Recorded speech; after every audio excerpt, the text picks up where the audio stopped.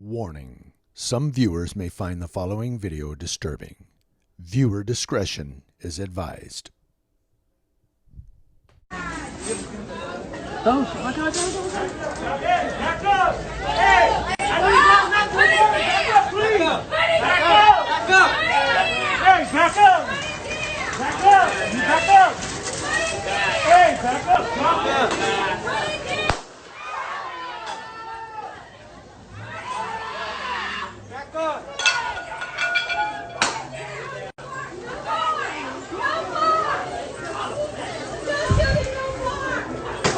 Fox.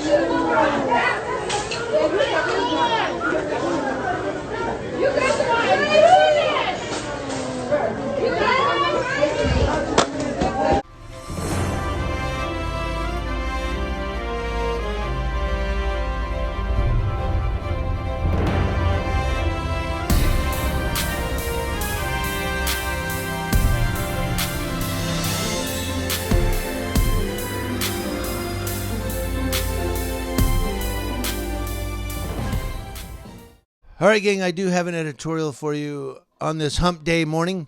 You're going to hear, every morning you probably hear some bubbling going on, and you're like, what the hell is that? That's my coffee pot steaming. It's percolating. So it's finishing up the coffee. That's probably what you hear every morning. Like, anyway, that was a sidebar. I don't know. But you saw the video clip at the beginning of this editorial, so you kind of have an idea what I'm going to talk about. I'm going to talk about Batgate. That's the Walmart officer-involved shooting of the man with a bat. And I'm going to talk about that right here. Last week, he was charged with manslaughter, and the news is they held a hearing yesterday, on Tuesday. Following the hearing, that officer was taken into custody on his charges of manslaughter. Now, I'm kind of tossed, like, who to blame for the officer-involved shooting. I mean, they used a taser on him. It was ineffective. So they went ahead and used lethal force, and he was fatally shot by the officers. He was wielding a bat at the cops. My question is, because it wasn't a knife or a gun, it was a bat, why couldn't they use pepper spray? I mean, nobody even tried pepper spray. They used a taser. It was ineffective. And they said, well, we're going to have to shoot him. And they fatally, did their thing. Why not? Why wasn't pepper spray even tried? Now, some people go, come on, dude. He was wielding a bat at the cops. But if you spray that pepper spray, sometimes it can blind the subjects. And at that point, they could have pulled their baton. I don't know. It's hard to tell in this particular instance because he was wielding a bat. But I think they should have used pepper spray first and see if he dropped the bat. If he didn't drop it, then eventually, you may have had to go to lethal force because he was wielding an aluminum bat at the cops. Thank you, CBS Local out of San Francisco, for the story. A San Leandro police officer charged with voluntary manslaughter in the fatal shooting of a man wielding a baseball bat inside a Walmart store in April was taken into custody following a court hearing Tuesday. Officer Jason Fletcher, 49, is accused in the death of Stephen Taylor, 33, on April 18th at the Walmart store on 15555 Hesperian Boulevard in San Leandro. Following Tuesday morning's hearing at the East County Hall of Justice in Dublin, the judge ordered Fletcher's bail to be set at $200,000. Fletcher's attorney requested that Fletcher be allowed to post bail immediately, but Alameda County Superior Court Judge Barbara Dickinson denied the request. Deputies immediately placed him in handcuffs and took him to jail. A bail hearing is scheduled for next month.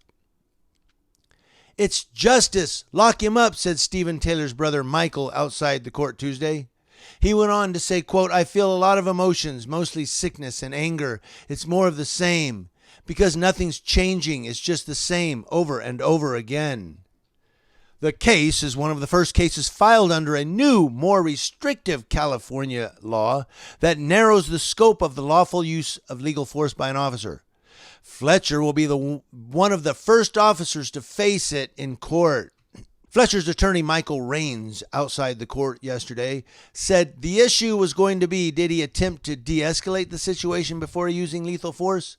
And the answer is most assuredly he did. Earlier this month, Alameda County District Attorney Nancy E. O'Malley filed manslaughter charges against Fletcher, who shot Taylor within 40 seconds of arriving at the Walmart store after Taylor refused his commands to drop the aluminum bat and his taser gun proved ineffective.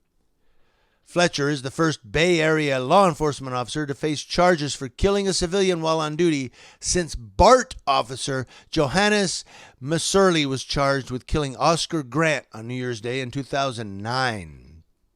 O'Malley said in a prepared statement, "A thorough review of the statements of witnesses and involved police officers, physical evidence, and the review of multiple videos of the shooting shows that at the time of the shooting it was not reasonable to conclude Mr. Taylor posed an imminent threat of death or great bodily injury to Officer Fletcher or to anyone else in the store."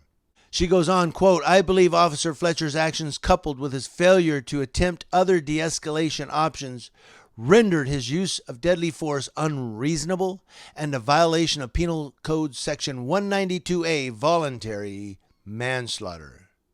And that's what I was saying earlier, too, is that he used the taser, which was ineffective, but he didn't with pepper spray. Because you never know. If the guy's eyes start watering really bad, if he starts burning, he may be like, oh, and drop the bat. Boom. They run up with their batons, kick the bat, strike him with the batons. They just spared a man's life. But instead, they used lethal force. Now, again, I'm kind of weighing it. I'm not ready to make a decision on exactly who is at fault here. Apparently, the officer's been charged with manslaughter. But the guy had an aluminum bat, taser ineffective. I don't know. I would have used pepper spray first and said, let's try pepper spray and see if it burns his eyes. Because it wasn't like he was running at them doing this. He was doing a standoff. You know what I mean? So they had some time to kind of consider de-escalation. If he would have charged him, okay, you got one officer with a gun going, if he charges, but they didn't, they just shot him. You know, I don't know. Let's move on. On Monday, the San Leandro Police Officers Association offered condolences to Taylor's family, but said the charges against Fletcher were politically motivated. The Police Officers Association said in a statement, quote, "While the district attorney has mischaracterized the shooting as a failure to attempt de-escalation options, we are confident that the evidence will establish that this incident was an unfortunate example of de-escalation techniques simply proving to be ineffective. While we wish that every call for service could end peacefully in our mission to safeguard the community, officers are sometimes left with no option but to make a split-second decision to use deadly force to defend themselves and the public." And that's what I was talking about a minute ago. Split-second decision. This guy was doing a standoff when he got shot. There was no split second. I don't know. To me, it looked like they had time to consider. His family had demanded charges be filed against the officers involved, saying they were not trained to deal with someone having a mental health crisis. Well, many of them are not trained for mental health crises. Taylor's mother, Sharon Taylor, in June said, "The way our police should be reformed is to help people with mental illnesses. That when you call an officer on a black person, it's not going to end well." Kat Brooks with the Anti-Police Terror Project says, quote, "For the families that we work with, that's the number one thing they want and they never get in terms of justice, is for the officers that killed their loved ones to be charged and ultimately convicted." Brooks hopes that these charges send a message to law enforcement to use every de-escalation option possible before taking a life. That includes pepper spray. Kat Brooks said, quote, "I do think it would be an incentive for them to not pull the trigger so fast, even though our humanity should be that incentive. Clearly, it has not been." So she makes a great statement there at the end of the editorial. I mean, that's just a great closing to it, is you would think that humanity would cause them to not be so quick to pull the trigger. Like humanity, they would be like, okay, we got to talk this guy down. We got to do something here. I know people are going to say, we don't have time to talk this down. Oh, okay. So life doesn't matter so much that you could take a little extra time. It's just that life doesn't matter, right? Just got to shoot the guy and go back to work. We got to go to lunch, motherfuckers. Let's take this guy out.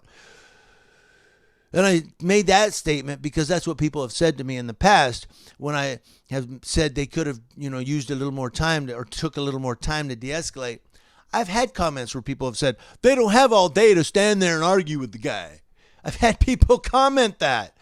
But like Cat Brooks said, you think humanity would say, compassion would say, we got to spare this guy's life. Again, he was standing him off with the aluminum bat. He wasn't charging at him. He wasn't going, ah! And they shot him. Did anybody try to spray pepper? No. Well, they used the taser and it was ineffective. So go to pepper spray. Try that. See if the burning of the eyes will cause him to throw the bat down. If it doesn't, then you got to try something else.